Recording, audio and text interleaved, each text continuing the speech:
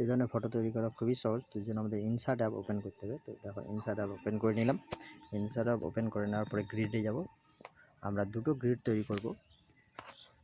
তো দেখো এখানে প্রথমে 3টে ছবি সিলেক্ট করে নিচ্ছি।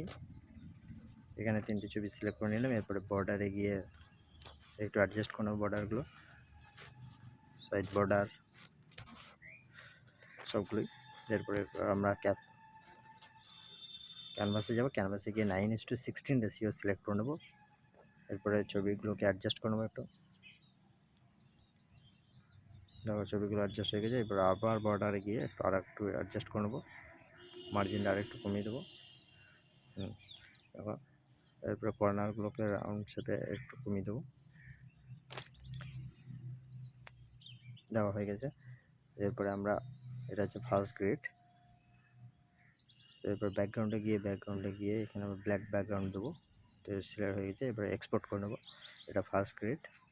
এরপর নেক্সট একই রকমভাবে আমরা সেকেন্ড গ্রিড তৈরি করবো। তো ব্যাকগ্রাউন্ডে ব্ল্যাক কালার দিয়ে এটাকে এক্সপোর্ট করে নেবো। এটা হচ্ছে সেকেন্ড গ্রিড।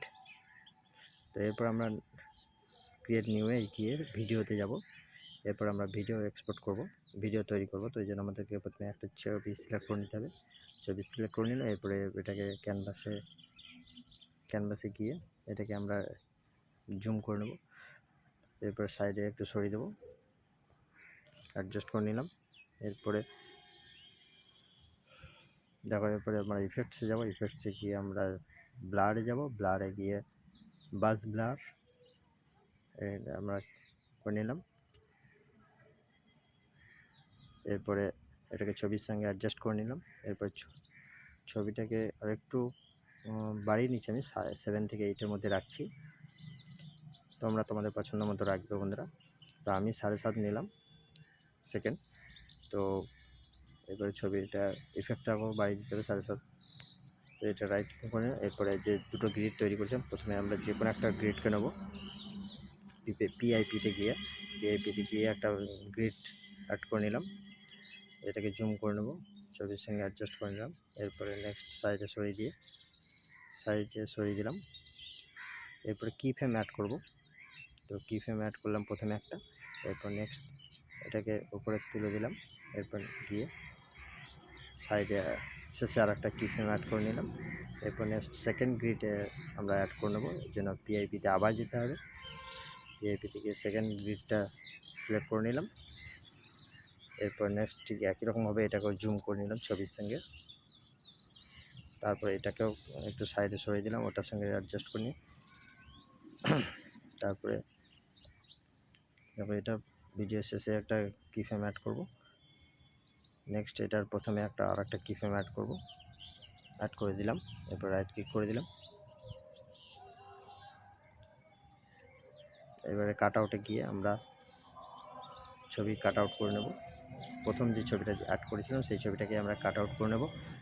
এরপর রাইট ক্লিক করে দিলাম। দেখো সুন্দরভাবে কাট আউট হয়ে গেছে। এরপর আমরা আউটলাইন দিয়ে দেবো। আউটলাইন যে তোমরা তোমাদের পছন্দ মতো একটা আউটলাইন দিয়ে দেবে, আমি একটা দিয়ে দিলাম। এরপর নেক্সট এটাকে ইন করব না আউট করব সেটা ছবির সঙ্গে অ্যাডজাস্ট করে দিতে হবে।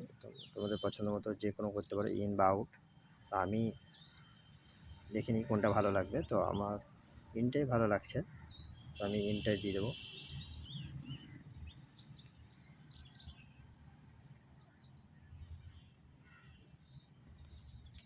একটু সময়টাকে একটু কমিয়ে দিলে এটা ধীরে যাবে, তাড়াতাড়ি যাবে।